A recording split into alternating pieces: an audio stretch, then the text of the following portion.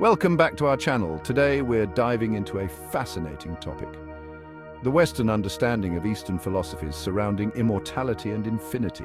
From ancient texts to modern interpretations, let's explore how these concepts have evolved and influenced each other. First, let's set the stage by briefly examining Eastern philosophies. In traditions such as Hinduism, Buddhism, and Taoism, immortality is often viewed not just as an endless life, but as a cycle of existence, transformation, and unity with the cosmos. In Hinduism, the concept of immortality is tied to samsara, the cycle of birth, death, and rebirth. The ultimate goal is moksha, or liberation from this cycle, achieving a state of eternal bliss and unity with Brahman, the ultimate reality. Hindu scriptures like the Bhagavad Gita discuss the soul's eternal nature and the importance of living a righteous life to attain moksha.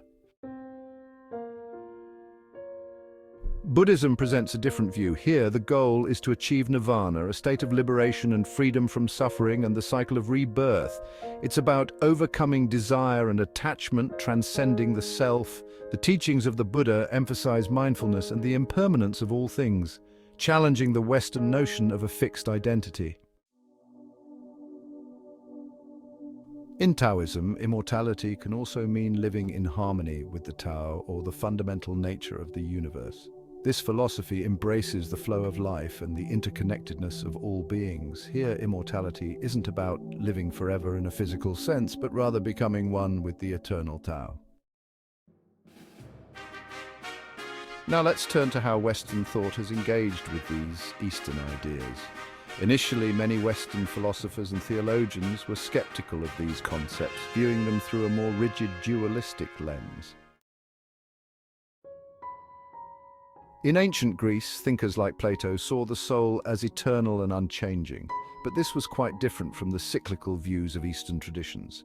Plato believed in a transcendent reality, a world of forms, which influenced early Christian thought about the immortality of the soul.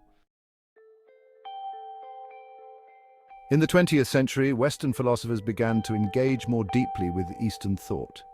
Thinkers like Alan Watts and Joseph Campbell sought to bridge these worlds, emphasizing the interconnectedness of existence.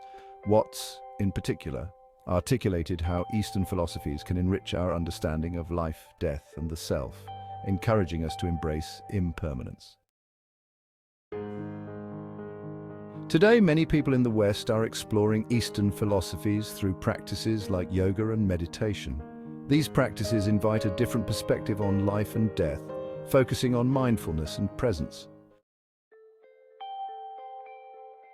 The idea of infinity in Eastern thought also contrasts with Western views. While Western philosophy often treats infinity as a mathematical or abstract concept, Eastern traditions see it as a lived reality, inherent in nature and existence. Both perspectives offer valuable insights.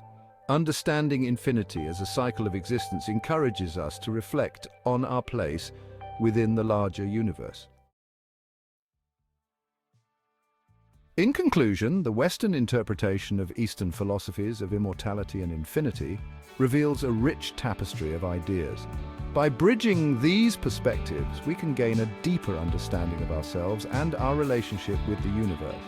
Thanks for joining us today. If you enjoyed this video, give a thumbs up, subscribe, and let us know your thoughts on Eastern philosophies in the comments below. Until next time, keep seeking wisdom and understanding.